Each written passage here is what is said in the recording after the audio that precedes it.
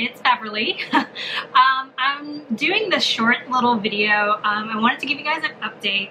Also wanted to tell you guys a little news. So the vlogs that have been going up are of the most recent trip. So the trip that I took for Toy Story Land opening. And I know that some of you may not notice because you may not watch every video, but I have not finished uploading or editing, for that matter, my April trip. But I wanted to get the June trip up because I know that it's got a lot of relevant information if you wanted to go to Toy Story this summer, so that you guys can get a preview of what's there, or maybe it'll help you get interested in going to Toy Story. So I wanted to get those up first. However, I will then, after this trip, after I've uploaded the rest of this June trip, June-July trip, I will upload the rest of April. I just wanted to make sure that, you know, you guys were clear, like why things were so disjointed. I still have, I think, 3 days of my April trip left to edit and go through and upload. I'm sorry, I have a day job, so it's really hard for me. I come home and it takes me like all night to edit, because video editing is not really my my like forte. So professionally, I'm a writer, so it's a little difficult. So just wanted to let you know. Also, wanted to give you an update, news. Disney just updated their pass holder discounts for September.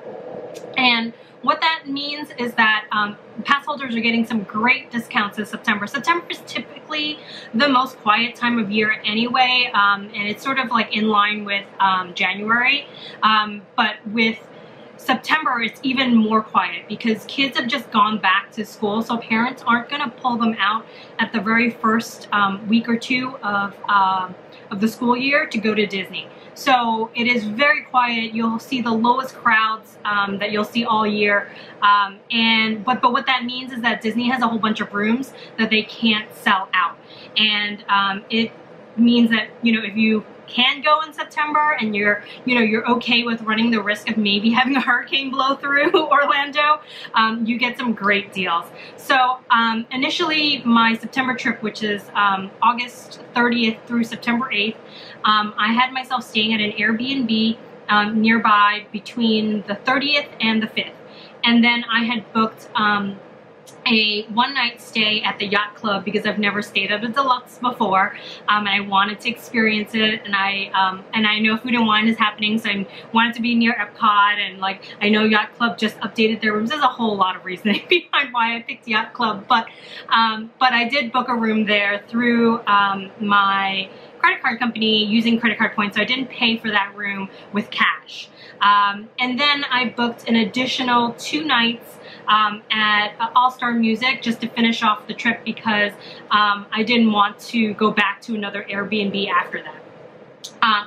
However, what happened was they sent me an email and they said that they listed out a whole bunch of rooms that were on sale. And Animal Kingdom Lodge, which is a deluxe, although usually the cheapest deluxe resort, but a stunning resort,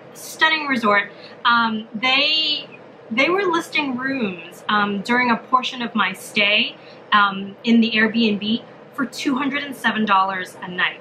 Now that is, like, I don't want to say unheard of, because I'm sure in years past it has been that low before. However, in current times, $207 at Animal Kingdom Lodge is unheard of. You know, every year the rack rates for every single resort, values included, go up. And it's because of demand, it's because it's keeping up with the economy, it's inflation, a whole bunch of stuff that, you know, from like a financial standpoint, I'm not going to go into because I'm not a huge financial person. But, you know, $207, it's an amazing deal. So I jumped on it, I booked it, but what that means is that I'm now staying at a bunch of different places during my trip, which is fine. I've done this before, although not to this extreme. But what I did was I had to call Disney and tell them that, hey, I'm moving some stuff around, blah, blah, blah. When I called them, the cast member who picked up the phone, she told me, she was running through the list. She was surprised at how cheap some of these rooms were. And she was running down the list, and she found that a room at the Polynesian was like $400 a night. I mean, Poly, guys, Poly. I mean, For people who are not Disney enthusiasts and don't understand, the Polynesian is one of the most expensive resorts on property. I think the only resort that's more expensive than the Polynesian is the Grand Floridian, and both those resorts are on the Magic Kingdom monorail track. So I was like, I mean, $40 is a lot of money. I know, guys. I know. I get it, but it's also an unheard of price, another unheard of price. And so what I did was I booked one night at the Poly, and then I changed my All-Star Resort reservation to a one-night stay, which is the last night. So at Disney, you are a resort guest the day you check in and the day you check out until midnight. So technically, even though you're staying one night, you are considered a resort guest for 48 hours. So, but what that means is, I mean, even though you have to check out, like physically, like take your bags and leave the room at 11, you can use the pool, you can, you know, whatever amenities that they have at the resort, you can use as a resort guest, even though you no longer are in the room. So I didn't want to use it for my last day because I felt like it was kind of like I was cheating myself out of like any pool time that I might wanted to do or like whatever. So, so here's what my trip looks like now. It's a little crazy. So I have 4 nights at the Airbnb, August 30th through I believe the 3rd. Yeah, the 3rd, Memorial Day. Then I check into Animal Kingdom Lodge for 2 nights, the 3rd and the 4th. Then I check out of Animal Kingdom Lodge and I check into Yacht Club on the 5th. And then I check out of Yacht Club and into the Polynesian, which, by the way, is a, it's like a DVC's like deluxe studio. I'm like, not that I need that much room. There's 2 bathrooms in there, by the way. Like, not that I need that much room, but it's nice to have, and like, what a rate. Anyways, check into the Polynesian on the 6th. And then I check out of the Polynesian. You will see them see them dragging me, kicking and screaming from the Polynesian to stay one night at All Star Music on my last night of the trip. This is affecting a lot of my planning, and so I will. I plan everything based on, you know, especially with these deluxe resorts, like. When you're paying that much money to stay at these resorts, you want to take advantage of the resort. Sorry, the lighting in my window is over, like, right here, and the lighting keeps changing, so which is why you're seeing all these, like, moving shadows and shades and whatever. But you want to be able to enjoy that resort while you're there, especially since I'm not spending my entire trip there. And so this trip will be a little different. I will still vlog it, obviously, but you will notice a block of days, namely the days I'm at the deluxe resorts, that I will not be going into parks, or at least not much. So I have a Be Our Guest dinner reservation one of those nights that I can't change. So like I'm trying to look for other nights that I can move it into, but if I can't move it, then it has to be that night. And then on Labor Day, I'm also going to Mickey's Not So Scary Halloween Party, and those tickets are non-refundable. So I don't think you can change them unless like a hurricane blows through and like they know that you have no option, you can't show up. And so I need to go to Mickey's Not So Scary Halloween Party that night. So, but the rest of the nights I've shifted my fast passes around, I've moved other things around so that I can enjoy my stay at those particular resorts. I'm gonna try and see some activities that they have at the resorts and try and participate. Like I know the Polynesian has like a little hula dance. I mean, totally tacky, but so cute, right? Although I've read that the hula dance is just for kids on certain days. I don't know if that's true or not. If it is true, then I mean, I don't want to record a bunch of kids and put it on my vlog because that's kind of creepy. So I'm hoping that they allow adults to participate too. And then Animal Kingdom has like a culinary tour, the culinary tour you can, even if you're not a resort guest, you can do it.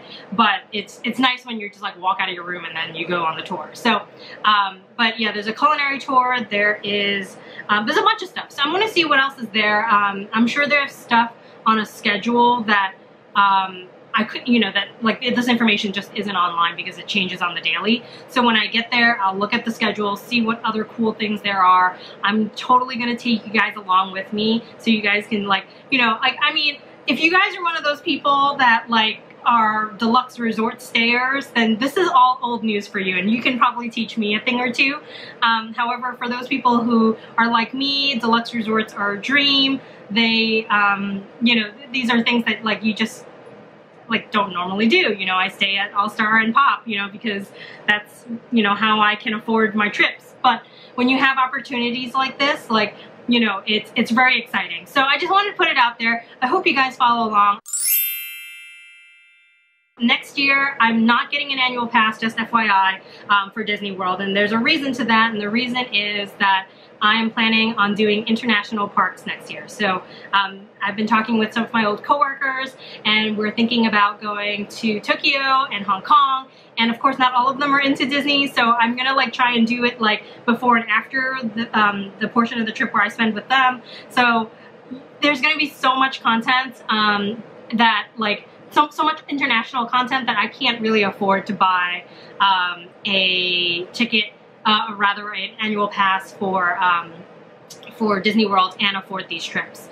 I will tell you though, however, initially I had planned on doing a little bit of Universal this upcoming September trip, and I've had to nix that because of all the Deluxe Resorts and how much time I want to spend inside the resort. But I still want to do Universal. Like, I feel like I'm not giving Universal enough credit. Or maybe I am and I just don't know it, I don't know.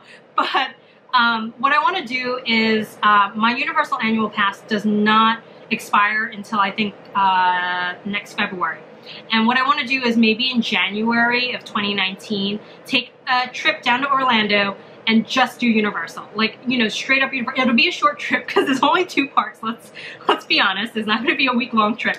But I might do like a 2-3 night stay, and I'll probably stay at a Universal Resort, which I've never done before. So I want to do that. I know there's a new like value resort at Universal, so maybe I'll try that out and let you guys know how that is. And I want to be able to do more than Harry Potter. Like, I mean, I know I've never said this out loud, but I'm sure if you follow along with me, you notice a trend. I don't go on like super thrilling rides. Like, I'm not the type to go on Rock and Roller Coaster or Tower of Terror. I don't like the feeling of my heart jumping into my throat, and so like I won't ride those.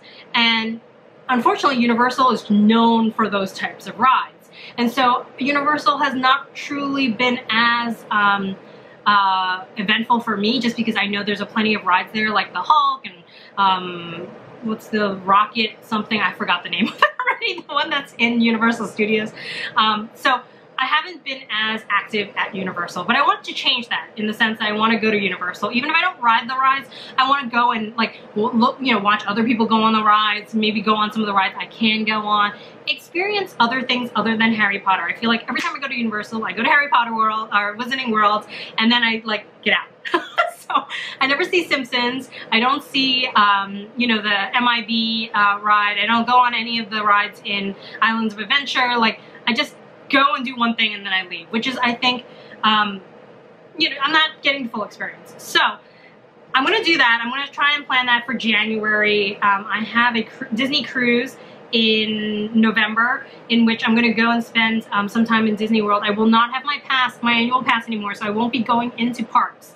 But what I did do is I bought a very Merry Christmas Party ticket for the night before the cruise starts. And so what that means is, even though I can't go to Hollywood Studios and I can't go to Epcot and I can't go to, you know, Animal Kingdom, I can still go to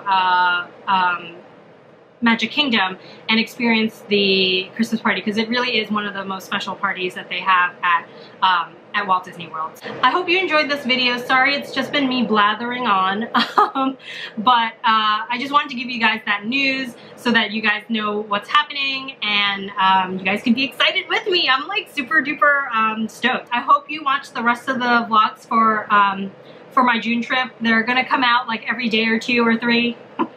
Notice I stuck 3 in there because I was like, what if something happens? But I will see you guys in the next video. Thanks for watching.